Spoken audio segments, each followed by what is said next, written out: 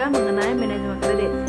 Manajemen kredit merupakan suatu proses integrasi antara sumber-sumber dana kredit yang dialokasikan dana yang dapat dijadikan kredit dengan perencanaan, pengorganisasian, pemberian, pengamatan kredit.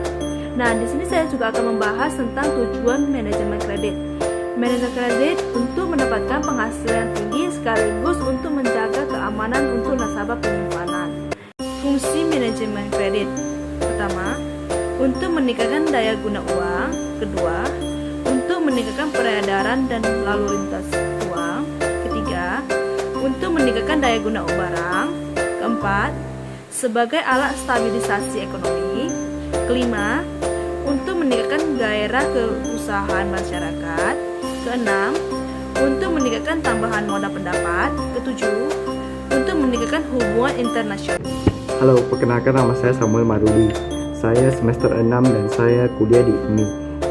Sekarang saya mau melakukan tugas manajemen perbankan yang dimana temanya berjudul manajemen perkreditan.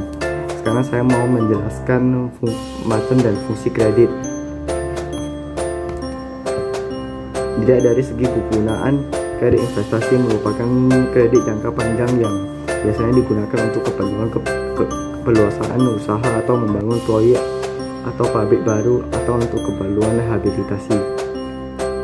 Kredit modal kerja merupakan kredit yang digunakan untuk keperluan meningkatkan produksi dan operasionalnya.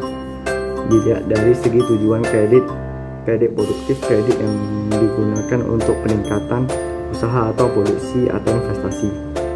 Kredit konsumtif, kredit yang digunakan untuk dikonsumsi secara pribadi. Dalam kredit ini tidak ada pertambahan barang dan jasa yang dihasilkan.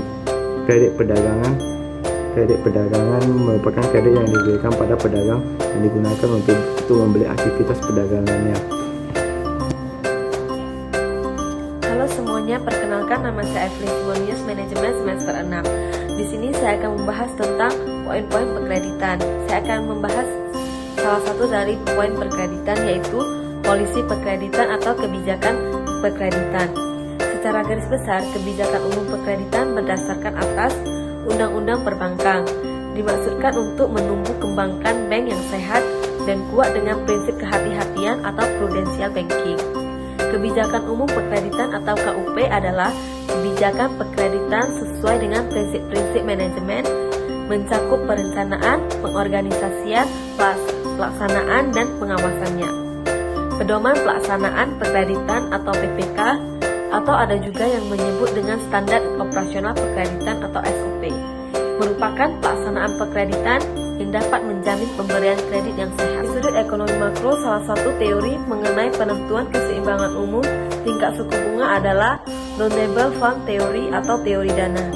Teori ini diawali dengan pemikiran bahwa suku bunga adalah harga, sehingga sebagaimana harga-harga lainnya, pembentukannya tergantung kepada interaksi antara kekuatan permintaan dan penawaran di pasar.